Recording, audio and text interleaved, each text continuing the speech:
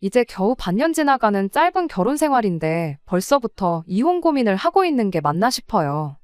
가정에 불화가 생긴 게 뭐 자랑할 만한 일이라고 이런 데까지 올리냐 하실 분들도 계실 테지요. 저도 여기에 제 이야기를 보내기까지 많은 고민을 했습니다. 여러 사람들 의견도 한번 들어보는 게 적어도 저 혼자 고민하는 것보다는 훨씬 나은 방법이다 싶어서 어렵사리 제 이야기를 적어보내게 되었습니다.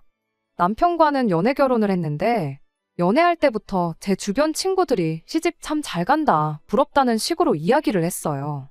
저도 딱히 그 말에 부정은 하지 않았습니다. 그런데 그 잘났다는 시댁이 말로만 듣던 시월드였을 줄은 몰랐죠. 미리 알 방법만 있었다면 제가 이렇게 여기 사연을 보내는 일도 없었을 테고 이런 고민 또한 안 해도 그만이었을 텐데 하는 생각이 들어요. 남편은 이름만 들어도 알만한 회사 다니는 직장인이었어요. 연봉도 괜찮은 데다가 정년까지 보장되는 회사였다 보니 남편만 두고 보더라도 친구들 사이에서 제가 결혼 잘했다는 이야기가 오갈법했죠. 거기에 시부모님 또한 노후 준비가 다 끝나 있는 상태였어요. 아직 구경도 못 해봤지만 결혼 이야기 오가던 당시에는 시댁에서 신혼집까지 해준다고 했었거든요. 신혼집 해준다고 해서 덥석 결혼을 결심한 건 아니었고요. 그랬다면 제가 그냥 그거 하나라도 보면서 참고 살지. 이렇게 제 이야기까지 적어보내면서 이렇게 푸념하고 있지도 않았을 테죠. 애초에 결혼은 양가 도움받지 않고 둘만의 힘으로 시작하기로 했어요. 남편 벌이도 괜찮은 편이었고 저도 남편만큼은 아니지만 제 또래 중에서는 적당히 괜찮은 대우받으며 일하고 있는 회사원이었거든요.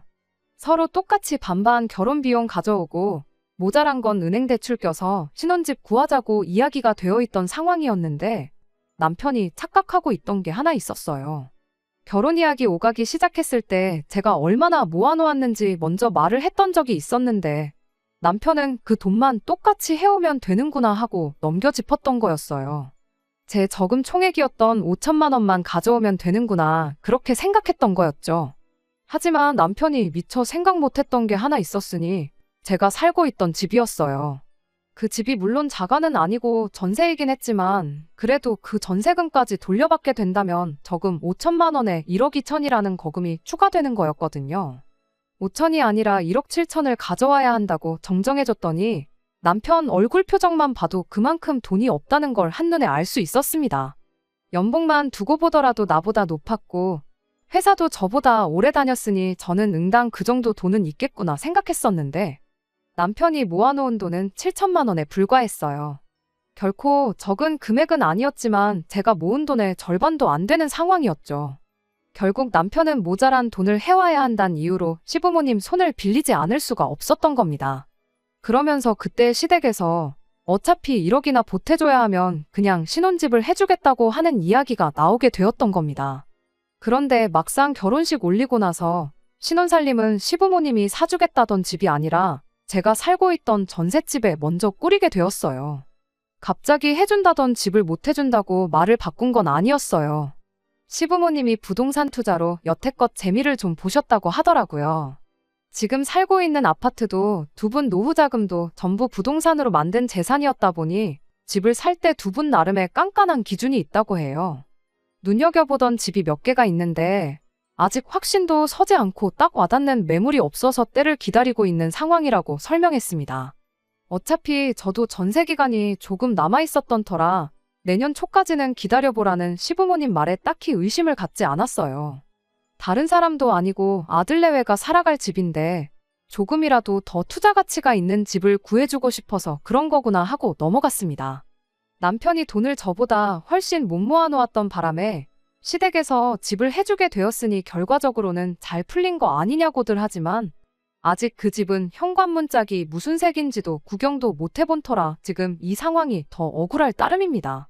돈은 또 왜 그렇게 못 모아놓았나 했더니 연애할 때는 이거저거 재고 따지고 가성비 따지는 게 절약 정신이 투철한 사람인 줄 알았거든요. 그런데 결혼하고 보니 남편 씀씀이가 남다르다는 걸 알게 되었죠. 저랑 연애할 때는 고기라도 먹고 싶다 치면 끼케야 가던 게 돈가스나 함박 스테이크 집이었거든요. 그나마 기분 좀 내면 삼겹살 정도 먹었었고요. 결혼하고 얼마 안 돼서 시부모님과 신혼회까지 해서 같이 외식을 했던 적이 있어요. 그리고 그때 남편이 소고기도 먹을 줄 아는 사람이라는 걸 처음 알게 되어서 한 번 놀랐고 60만 원이 넘는 계산서를 일시불로 긁어버리는 모습 보고 두 번 놀랐습니다. 굳이 연애할 때는 왜 그렇게 짠돌이처럼 굴었느냐 따지지는 않았어요. 연애하는 동안 나한테 돈 쓰기가 아까웠구나 생각하면 서운하긴 했지만 결혼까지 했는데 굳이 옛날 일까지 꺼내가면서 따지고 드는 제가 괜히 치사한 건 아닌가 싶기도 했고요. 적어도 가족들한테 돈 쓰는 건 아까워하지 않는 사람이니 앞으로 처가인 친정에도 잘할 거라고 생각했고 저한테도 어련히 잘하겠구나 그렇게 생각했었거든요. 그 이후로 몇 주 뒤에 친정 식구들하고도 같이 식사를 하기로 했던 적이 있는데 그때 그 생각이 산산조각이 나버리고 말았긴 하지만 말이죠. 남편은 자기 가족들한테만 돈을 펑펑 쓰는 사람이었던 거예요. 친정집에서도 제 동생이랑 해서 온 가족이 모였죠. 그래봤자 동생은 아직 결혼을 안 해서 5명이 전부였지요. 저녁 식사 어디서 하면 좋겠냐고 고기를 먹을까 동생이 좋아하는 장어구이를 먹으러 갈까 이야기 나오고 있었는데 남편이 자기는 치킨이 먹고 싶다면서 양념 하나, 후라이드 하나 이렇게 치킨 2마리를 시켜 먹자고 하더군요. 심지어 배달비도 아깝다고 근처에 치킨집이 어디 있냐 물어보더라고요. 자기가 가서 포장해 온다고 하면서요. 얼마 전엔 시댁 식구들하고 소갈비 뜯으러 가놓고 우리 집은 닭다리나 뜯자고 하니 어이가 없었지요. 심지어 5명이라 2마리만 시키면 1명은 다리도 한 조각 못 먹잖아요. 양념 하나 후라이드 하나면 배부르게 먹는다는 소리에 친정 부모님도 제 동생도 어안이 벙벙해서 있는데 제가 다 어이가 없어서 강제로 가족들 다 끌고 나와서 결혼 전에도 부모님하고 자주 가던 장어구이 집으로 향했습니다. 남편 표정이 못마땅해 보이긴 했는데 막상 계산할 때 되니까 자기 카드를 꺼내더니 시원하게 긁더라고요. 그 과정까지 열받았던 게 한두 개가 아니었지만 그냥 용서해 주려고 했는데 식사 끝나고 집에 와서 자기 통장으로 외식한 돈 입금해달라고 하는 겁니다. 그럴 거면 계산은 왜 나서서 했냐고 따졌더니 장인 장모님의 처남 앞에서 자기 체면 안 살게 얻어먹을 수는 없지 않았겠냐며 치킨 먹으면 맥주까지 해서 5만 원, 6만 원이면 끝났을걸. 저 때문에 괜히 40만 원이나 썼다고 징징대더라고요. 시댁은 소갈비를 뜯었는데 친정은 닭튀김 먹는 게 말이 안 되지 않냐고 따졌더니 남편이 그래도 우리 부모님이 집 해준다고 했는데 똑같이 가면 안 되는 거 아니겠냐고 하는 겁니다. 괜히 그걸로 싸움하고 그러기도 싫어서 그냥 알겠다고 말하고 35만 원 보내줬습니다.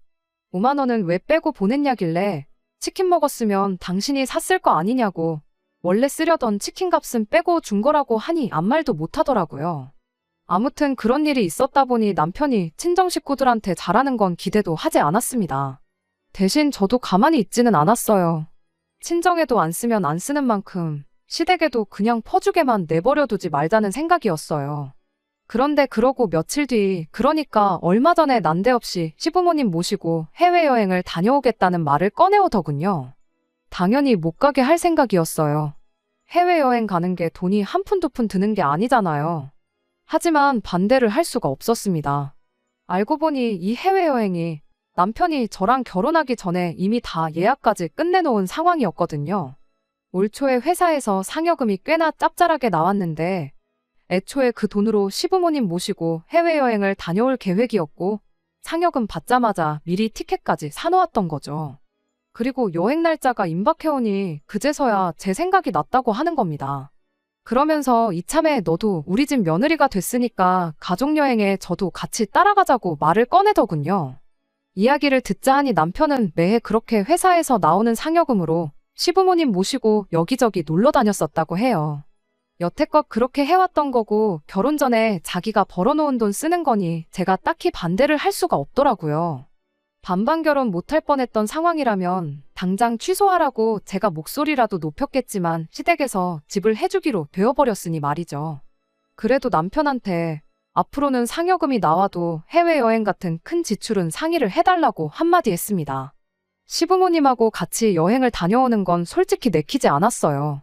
남편과 단둘이 다녀오는 해외여행이면 모를까 시부모님 모시고 해외여행은 엄두가 나질 않더라고요. 거기에 또 세 사람 것만 예약이 되어 있었다 보니 제 여행 경비는 제가 또 알아서 해야 했던 상황이었고요. 셋이 가는 거야 결혼 전에 정해놓은 거라 어쩔 수 없다지만 제가 끼면 제 여행 경비는 추가적으로 지출을 하게 되는 거니 그건 또 이야기가 다르잖아요. 남편은 돈 때문에 그러는 게 좀 어이없다는 반응이었습니다. 결론부터 말하자면 시부모님이 집을 해줬는데 거기서 우리가 아낀 돈이 얼마인데 여행 경비가 아깝다는 소리를 감히 하느냐는 소리였어요. 내년에는 여행 가자는 말 안 하겠다. 그래도 결혼 첫 해에 우리 부모님과 함께 처음 가는 여행 아니냐. 그런 큰 행사에 며느리가 빠진다고 하면 우리 부모님이 얼마나 섭섭해 하시겠냐 하면서 계속 저를 설득하더라고요. 언제부터 해외여행 가는 게 시댁 행사가 되었는지는 모르겠지만 그래도 남편 말이 아예 틀린 말은 아니었다 보니 일단은 알겠다고 같이 따라가겠다고 했습니다. 그 뒤로 남편한테서 여행 계획이나 이런저런 부분들을 전달받았고 수수료가 조금 들기는 하겠지만 여행 날짜 조금 조정하고 숙소도 다시 예약하고 그러면 애초에 준비했던 것보다 훨씬 더 싸게 다녀올 수 있겠다는 계산이 섰습니다. 그런데 제가 이렇게 경비를 줄였다는 사실을 남편이 그새 쪼르르 시댁에다가 전했나 봐요. 그 말을 듣고 난데없이 신우도 가족여행인데 가족이 빠질 수가 있냐며 자기도 같이 가겠다며 저한테 연락을 해왔습니다. 결혼하고도 가족들 모임 때문에 만나는 것 외에는 거의 왕래도 없었고 저한테 개인적으로도 연락 한 번 한 적 없던 신우였어요. 그간 가깝게 지냈다면 모를까 시부모님만 해도 버거운데 손이 신우까지 같이 여행을 간다니 안 그래도 불편한 여행길이 더 불편해지겠구나 싶었죠. 그러다가 제가 결국 여행을 안 가기로 했습니다. 이유는 별거 없었어요. 신우랑 심해부 여행 경비도 남편이 내주려고 들었거든요. 제가 암만 여행 경비를 줄였다고 한들 끼케야 몇십만 원 수준이었죠. 거기에 신우도 심해부도 말로는 따라가겠다 하면서도 돈 한 푼 보탤 생각이 없어 보였고요. 오롯이 우리 돈을 가지고 여행에 꼽사리를 낄 생각이었던 거예요. 그래서 내가 빠져줄 테니까 내 여행 경비만큼 해서 보태주고 모자란 건 신우 주머니에서 나가는 걸로 하라고 했던 거고요. 웃긴 건 그렇게 하니까 신우는 곧바로 심해부는 두고 가겠다고 나왔습니다. 말로는 가족들끼리만 오붓하게 가족여행 다녀온다고 그러긴 했지만 누가 봐도 자기 돈 한 푼 들일 생각 없던 게 눈에 다 보였네요. 그래도 차라리 잘 되었구나 싶었어요. 괜히 시부모님의 손이 신우까지 해서 거기서 시달릴 생각하면 안 까고 집에서 푹 쉬는 게 훨씬 낫다고 생각했으니까요. 며느리랑 사위 빼고 가는 시댁 식구 가족여행 날짜가 다가오면서 시어머니한테서 연락이 왔어요. 며느리랑 사위 두고 가는 게 마음에 걸려서 외식이나 해야겠다고요. 걱정해주는 마음이야 고마웠지만 안 봐도 또 비싼 거 먹고 남편이 나서서 50만 원이고 100만 원이고 계산할 게 뻔했으니 제가 음식 준비해 놓겠다고 저희 집으로 오시라고 했습니다. 그렇게 여행 일주일을 앞두고 온 가족이 저희 집에 모이게 되었어요. 시간 맞춰서 주문 예약 걸어 놓았더니 시간 딱 맞춰서 배달이 오더라고요. 음식 준비해 놓겠다고 해놓고 남편이 했던 그대로 따라해줬습니다. 그래도 6명이니까 치킨 3마리 시켰어요. 공평하게 닭다리 1개씩 뜯을 수 있으니 제가 나름대로 인심 좀 썼던 거였죠.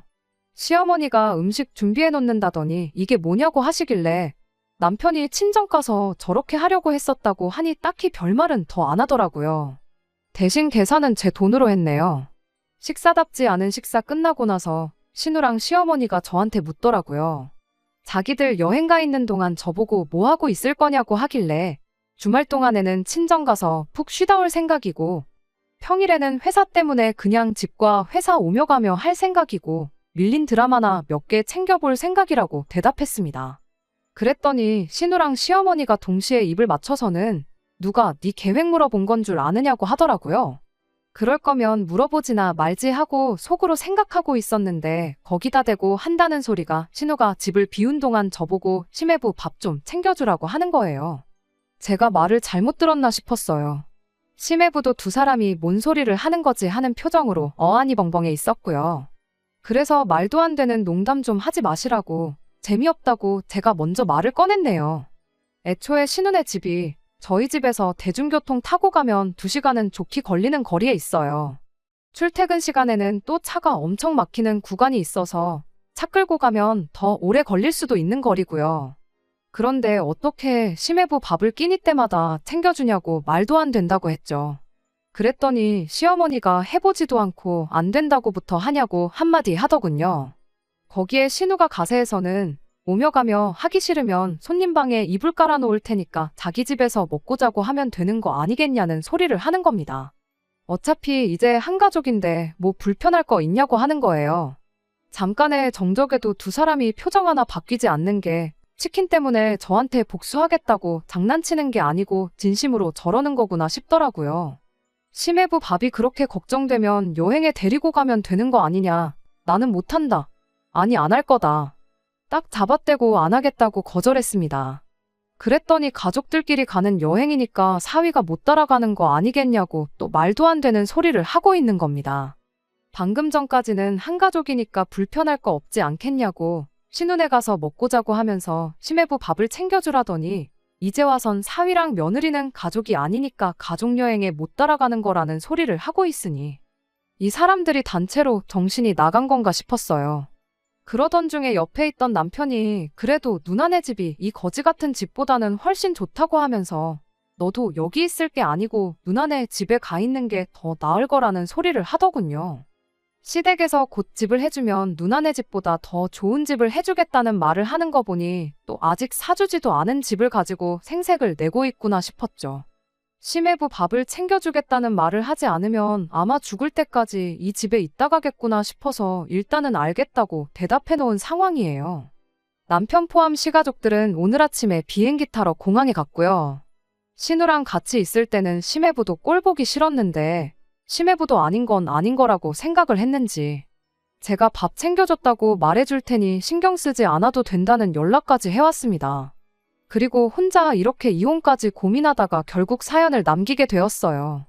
6개월 짧은 시간, 사실 큰 사건을 따지고 보면 몇 개 되지는 않지만 무슨 일 있을 때마다 시댁에서 집 해주면 시부모님이 해주는 집은 하면서 집을 빌미 삼아 모 친정에는 돈 한 푼 못 쓰게 하고 저는 저대로 자기들 입맛대로 부려먹을 생각밖에 없는 건가 하는 느낌을 지울 수가 없네요. 친구들한테도 전화통화하면서 털어놓긴 했는데 너 그렇다고 결혼한 지 6개월도 안 돼서 이혼할 거냐? 집 해준다는데 그게 어디냐며 저보고 참고 살라는데 제가 집 한 채 받자고 팔려온 것도 아니잖아요. 그렇다고 그 집이 제 집이 되는 것도 아니고 말이에요. 안녕하세요. 답답한 이야기였다 보니 후기 기다리신 분들이 계실까 싶네요. 아무튼 결론부터 말하자면 저는 이혼하게 되었습니다. 결혼 반년 만에 이혼녀가 되는 게 가장 큰 걱정이었는데 차라리 이혼녀로 살면 살았지. 이 집구석하고는 더 이상 단 하루라도 엮이고 싶지 않아서 큰 결심을 했네요. 지금은 속이 다 후련할 따름입니다. 그나마 심해부의 배려 덕분에 실제로 밥 해주러 신우네 집까지 갈 필요는 없었어요. 그런데 독한 신우가 기어이 심해부한테 여행 가 있는 동안 저한테 무슨 반찬 얻어먹었는지 물어봤다네요. 거기까진 말을 맞추지 않았다 보니 당연히 들통이 나게 되었고요. 그 길로 시어머니랑 신우가 저희 집에 말도 없이 쳐들어와서 벌써부터 시댁 어른들을 속이려고 드냐며 아주 난리도 보통 난리가 아니었어요. 그 덕에 아무 미련도 남기지 않고 이혼을 결정할 수 있었네요. 이혼한다고 하니 또 그놈의 신혼집 이야기가 튀어나오더라고요. 제가 이렇게 기어오르면 기어오를수록 앞으로 사줄 집 평수가 하나씩 줄어들 거라는 되도 않는 겁을 주기 시작하는데 그깟집 필요도 없으니까 알아서 엿바꿔 먹든 하라고 했어요. 구경도 못 해본 신혼집 좀 그만 우려먹으라고. 이젠 신혼집으로 골프장이 딸린 대저택을 사준다고 해도 싫으니까 그냥 이혼 서류에 도장이나 찍어달라고 했습니다. 당신네 동생이 아들이 그 잘난 월급 받아놓고 나이도 어린데다가 연봉도 낮은 내가 모아놓은 돈의 절반도 못 모아서 해준다고 한 거 아니냐고. 못난 아들 기세워주려고 사주는 아들 집이지. 막말로 그 집이 내 집이 되는 것도 아닌데 집을 빌미로 사람 그만 좀 부려먹으라고요. 제가 이혼하겠다고더니 시어머니가 곧바로 꼬리를 숙이더라고요. 그래도 아들 이혼남 만들기는 싫었나 보죠. 아니면 아들 반품 받아서 다시 뒷바라지 해주는 게 싫었을지도요. 이혼 한마디에 곧바로 꼬리 내리는 꼴을 보니까 이건 누가 봐도 잘 결정한 거다 확신이 생기더라고요. 제 뜻을 굽히지 않으니 시어머니가 신우한테도 사과하라고 시키더라고요. 신우랑 시모한테 사과는 사과대로 받고 이혼도 결국 했습니다. 이혼하면서 시어머니한테는 한마디 더 해줬어요. 이혼하더라도 해주기로 한 아들 집은 미리 해주시라고요. 반년 살아보니 알겠는데 어머님 아들 그거라도 없으면 재취는 물 건너간 거나 마찬가지일 거라고. 반품받은 아들 다시 내보내고 싶으면 집 먼저 해주시고 계속 품에 끼고 살 거면 괜히 다른 사람 피해주지 말고 평생 품에 끼고 살라고 했네요. 이렇게 후련한 걸 가지고 뭘 그렇게 고민했나 싶어요. 여전히 아쉬운 게 있다면 결혼 전에 이 집구석의 본성을 미리 알았더라면 하는 것뿐이에요. 그럼 적어도 이렇게 제 감정 낭비, 시간 낭비 할 필요도 없었을 테니까 말이에요. 친구들 말 듣고 참고 지냈다간 제 인생만 불쌍해질 뻔했네요. 사연 보내기를 잘했던 것 같아요. 보내주셨던 여러 의견들 덕분에 제 스스로 제 인생을 구제할 수 있었네요. 제가 앞으로 더 행복하게 지낼 수 있게 이번에는 좋은 이야기 많이 남겨주시길 부탁드릴게요. 끝까지 들어주셔서 감사합니다. 오늘의 사연은 여기까지입니다. 구독과 좋아요, 알람 설정 부탁드리고 더 좋은 사연으로 다시 찾아뵙겠습니다. 감사합니다.